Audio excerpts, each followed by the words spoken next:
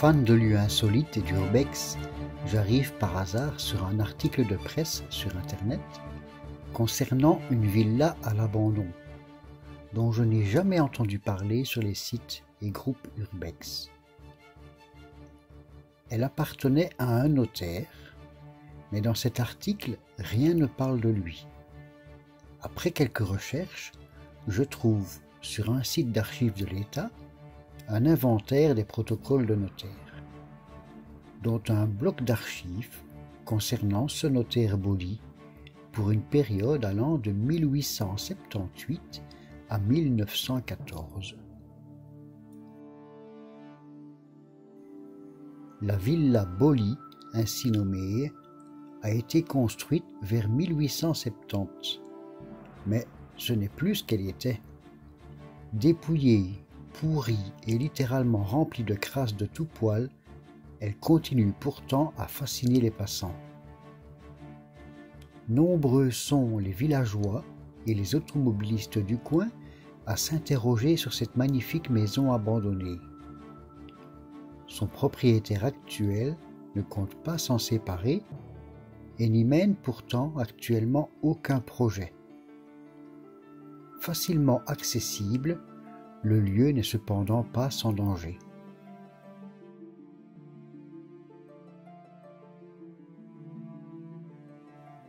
Le bourgmestre reçoit régulièrement des appels de potentiels acheteurs, mais le propriétaire ne veut pas vendre.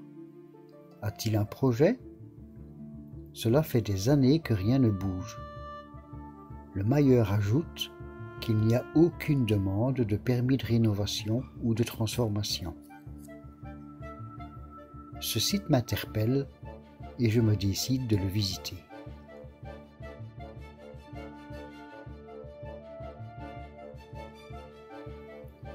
Le terrain est jonché de détritus. Énormément de cuvettes de WC, des pneus, des éviers, des ordinateurs, des matelas, des carcasses de voitures, etc.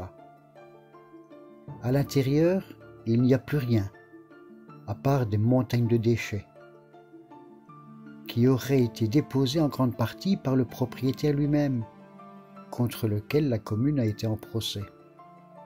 Et puisqu'il s'agit d'une propriété privée, les moyens d'action de la commune sont limités.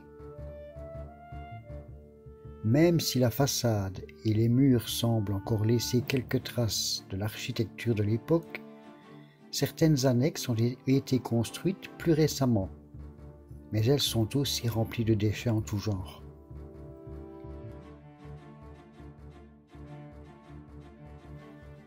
Si l'intérieur du bâtiment n'a rien d'intéressant et dont l'accès est rendu très dangereux, les petits trésors semblent plutôt cachés à l'extérieur. Mon regard est attiré par une carcasse de voiture qui m'amène vers une autre et encore une sur lesquelles la nature a repris ses droits. La végétation recouvre çà et là quelques carcasses et, en y regardant bien, on découvre encore d'autres Ford Taunus, des vieux fourgons Van, Citroën Diane, qui régalent l'objectif de mon appareil photo.